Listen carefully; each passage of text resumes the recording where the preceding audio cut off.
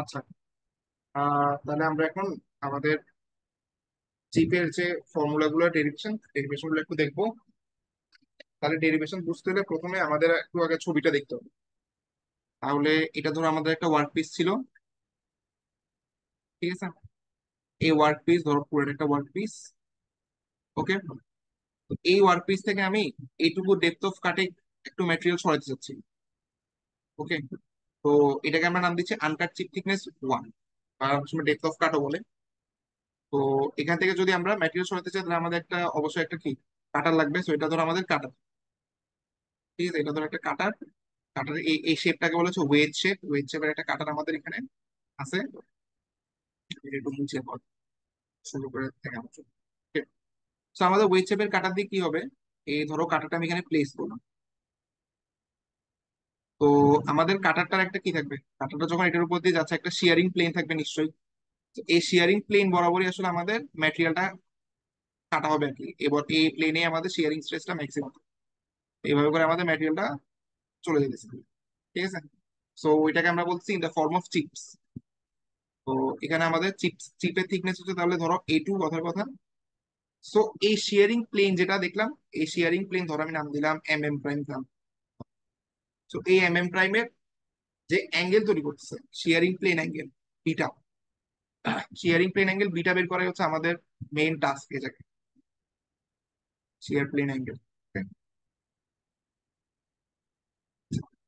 এখন আমরা যদি টুলটা, এটা ধর আমাদের টুলটা আমরা একটা সাইড ভিউ থেকে দেখছি, ঠিক আছে? আমরা যদি টুলটা একটু 3D ভিউ থেকে দেখতে চাই, টুলটা দেখতে কেমন হবে? টুলটা দেখতে অনেকটা এরকম। এই টুল, ঠিক আছে? টুলের এরকম, এটা হচ্ছে টুল। আমরা আসলে এই ফেসটা দেখছি। তো টুলের এটাকে বলা হচ্ছে কাটিং এজ, এবং ম্যাটেরিয়ালটা হচ্ছে এই কাটিং এজ হয়ে এই সার্ফেস বরাবর ফ্লো হয়ে চলে যেতেছে। এই সার্ফেস আমি যদি কালার চেঞ্জ করে দেখাই, এই সার্ফেসটা বরাবর ফ্লো হয়ে চলে যাচ্ছে। তো এই সার্ফেসটাকে বলা হচ্ছে রেক সার্ফেস, ঠিক আছে? এবং রেক সার্ফেস আমাদের হরাইজন্টালের সাথে যে অ্যাঙ্গেলটা তৈরি করে, সেই অ্যাঙ্গেলটাকে বলে রেক অ্যাঙ্গেল। আমরা নাম দিলাম গামা, ঠিক আছে? গামা হচ্ছে আমাদের রেক অ্যাঙ্গেল।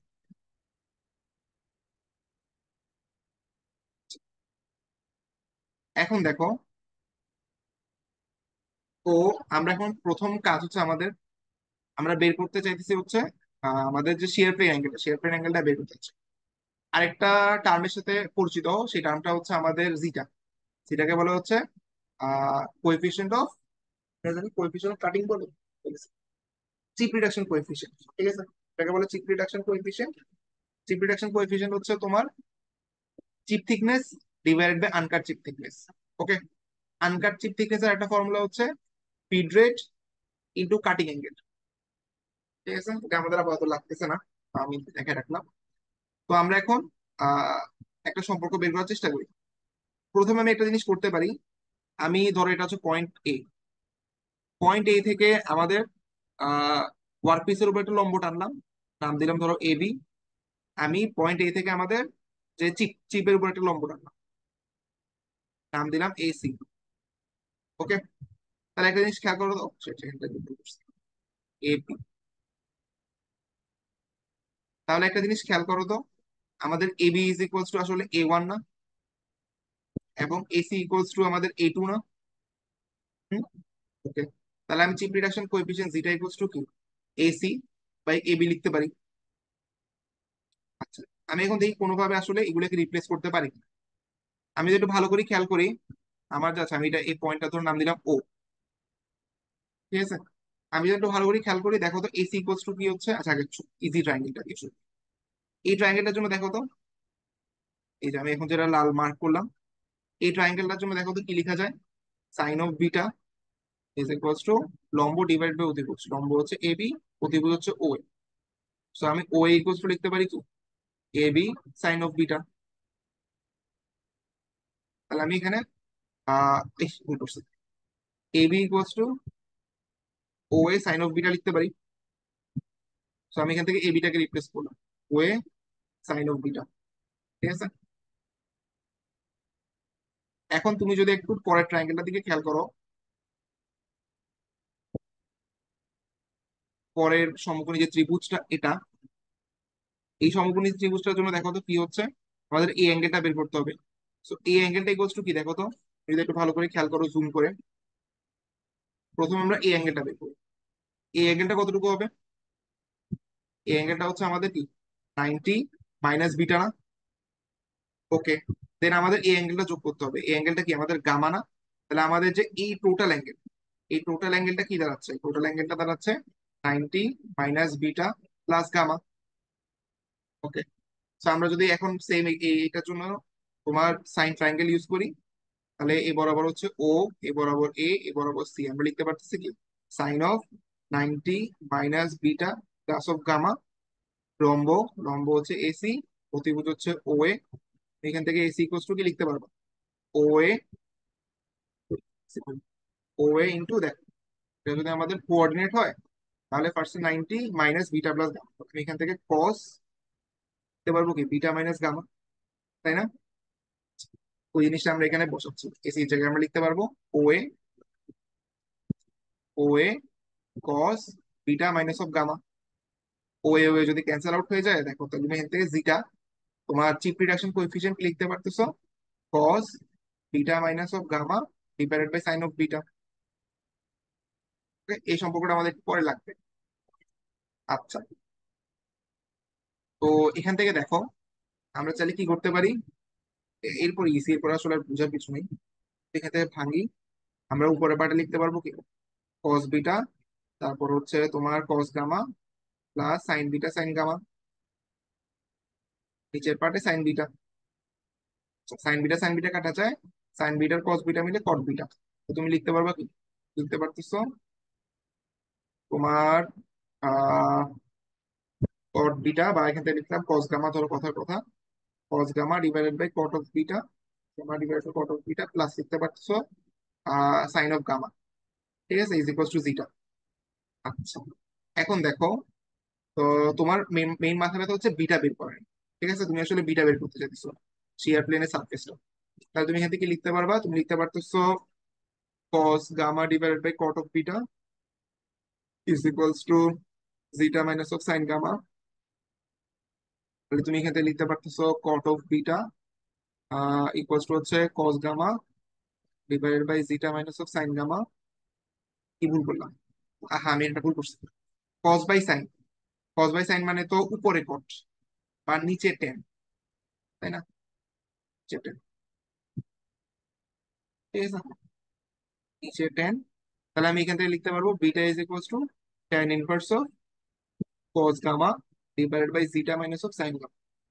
ঠিক আছে, সো এটা হচ্ছে আমাদের শিয়ার প্লেন বের করার একটা ফর্মুলা। এই ফর্মুলাটা আমাদের বিভিন্ন ম্যাথ করতেও লাগবে, এটা ইম্পর্টেন্ট ফর্মুলা। আচ্ছা, এখন আমরা যেটা মেইনলি আমরা দেখতে চাইছিলাম ভেলোসিটি ট্রায়াঙ্গেল গুলো, সেগুলো একটু দেখি, যেটা আমি আপাতত মুছে ফেলছি।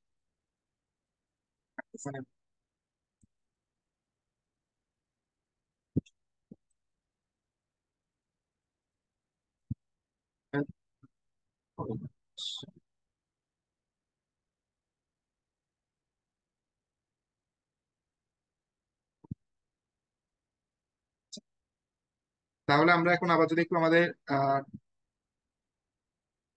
ওয়ার্ক পিসটা ড্র করি। ওয়ার্ক পিসটা হচ্ছে অনেকটা এরকম, একটা ওয়ার্ক পিস,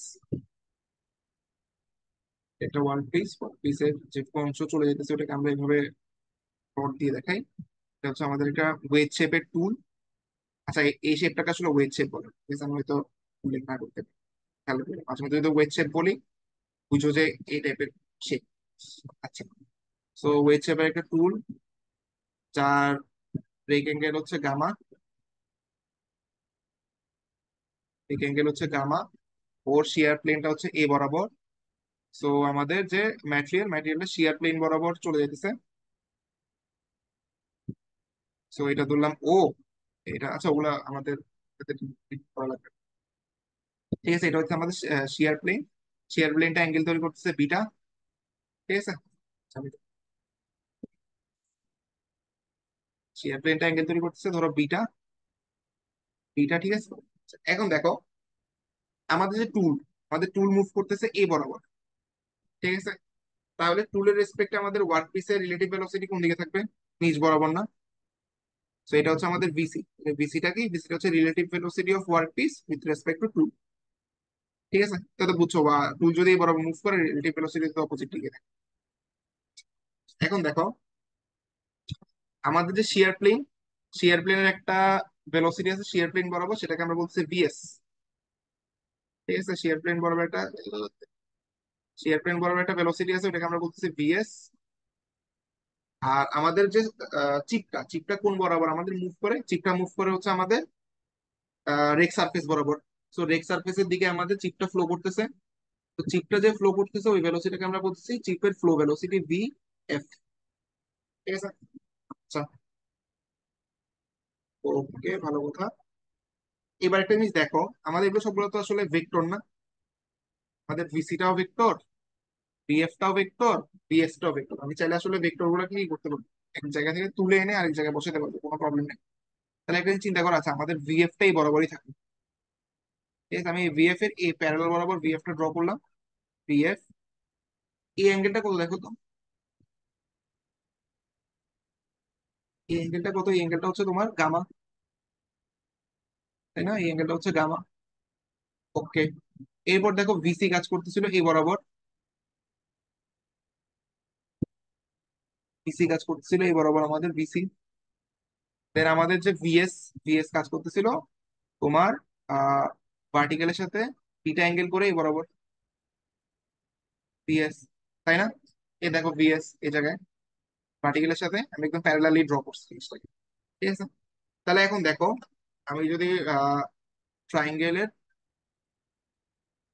কোণগুলা বের করতে চাই, এটা কত, এটা হচ্ছে 90 মাইনাস গামা। ঠিক আছে, এটা তো বিটা, কোনো প্যারা নাই। আর এটা কত হবে, এটা হচ্ছে 100 of 80 minus 90 minus of gamma, তারপর হচ্ছে কি মাইনাস অফ বিটা। তুমি এখান থেকে পাচ্ছ 90 মাইনাস বিটা, তুমি প্লাস মাইনাস গামা লিখতে পারবা।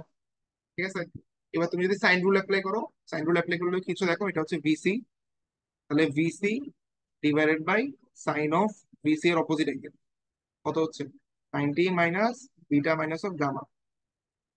তারপরে পাচ্ছ তুমি ভিএস, ভিএস পাচ্ছ sine of 90 minus of gamma. এরপরে হচ্ছে ভিএস, ভিএফ ও ভেলোসিটি ভিএফ ইকুয়ালস টু হচ্ছে সাইন অফ বিটা। ঠিক আছে, এর পাশে তুমি লিখতে পারছো sine cos beta minus of gamma, then লিখতে পারতেছো VS cos of gamma, then লিখতে পারতেছো ভিএফ সাইন অফ বিটা। ঠিক আছে, তো তুমি এখান থেকে কি লিখতে পারতেছো, তুমি এখান থেকে লিখতে পারবা ধরো আমি যদি এই দুইটা পার্ট নিয়ে দেখো, এই দুইটা পার্ট নিয়ে তুমি কি লিখতে পারতেছো, তুমি লিখতে পারতেছো হচ্ছে VC divided by VF is equals to হচ্ছে cos of beta minus of gamma divided by sine of beta. ঠিক না? একটু যদি খেয়াল করো, একটু আগে আমরা কিন্তু মুছে ফেলছি আমি, একটু আগে কিন্তু আমরা এটা ইকুয়ালস টু পাইছিলাম কি, সিটা পাইছিলাম না? যদি মনে থাকে, তাহলে আমি এখান থেকে আরেকটা কনক্লুশন কি লিখতে পারতেছি, BC divided by VF is equals to হচ্ছে জিটা। এটা আরেকটা ফর্মুলা। ঠিক আছে, এখান থেকে আমরা আরেকটা ইকুয়েশন ডিরাইভ করতে পারি, সেটা হচ্ছে আমাদের কোরেনবার্গ ইকুয়েশন। ঠিক আছে, কোরেনবার্গ ইকুয়েশনটা আমরা এবার একটু দেখি।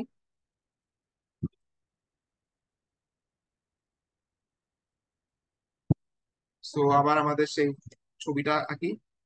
ছবিটা হচ্ছে অনেকটা এরকম, আমাদের এখানে একটা ওয়ার্ক পিস আছে।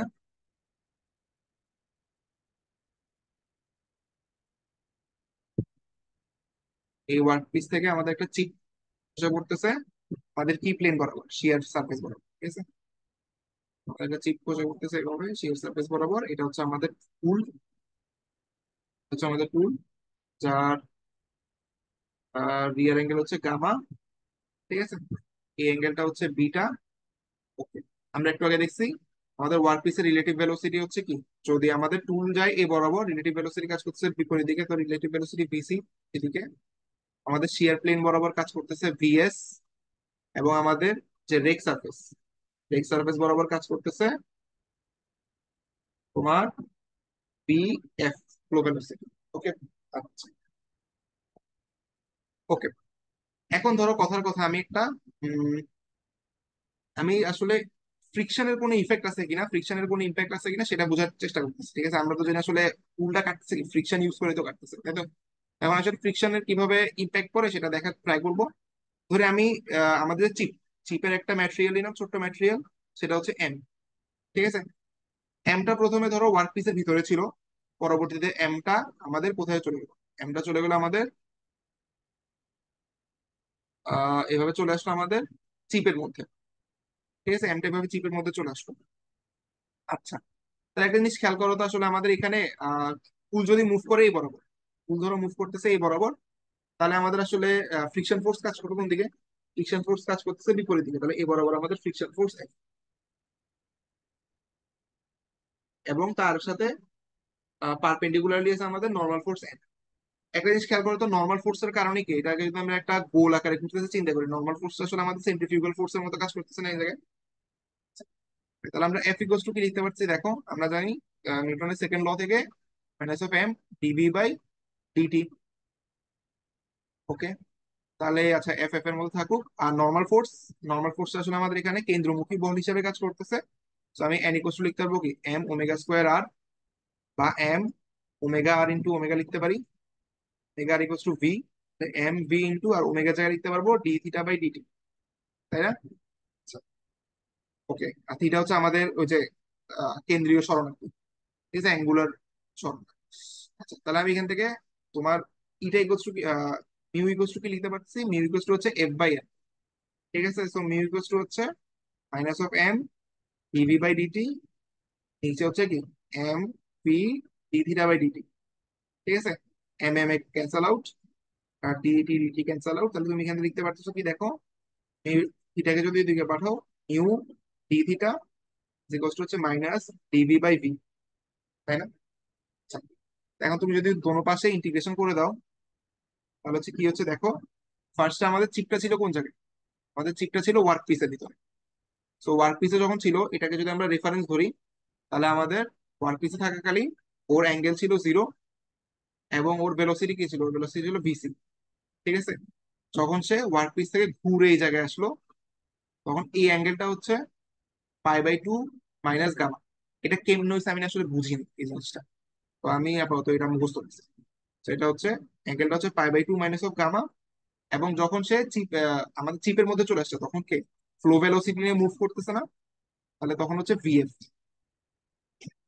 ঠিক আছে, আচ্ছা, তো আমি যদি এখন ইন্টিগ্রেশন করি, ইন্টিগ্রেশন করার পর কি পাচ্ছি, এই পাশে পাচ্ছি মিউ, হচ্ছে তোমার pi by two minus gamma 0, আর ওই পাশে পাচ্ছি আমরা কি মাইনাস অফ লন, তো আসলে লন হচ্ছে ভিসি বাই ভিএফ।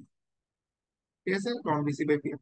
তাহলে তুমি যদি এখন লন ক্যান্সেল আউট করতে চাও, তুমি লিখতে পারবা VC by VF is equals to হচ্ছে কি e to the power of mu pi by two minus, VC by VF equal to একটু আগে আমরা দেখছি জিটা, তো তুমি এখানে লিখতে পারছো zeta is equals to e to the power of mu pi by two minus of gamma, এটা আরেকটা ফর্ম। ঠিক আছে, তো এইভাবে করে আমরা প্রথম পার্টের ফর্মুলা গুলো ডিরাইভ করতে পারি আর কি।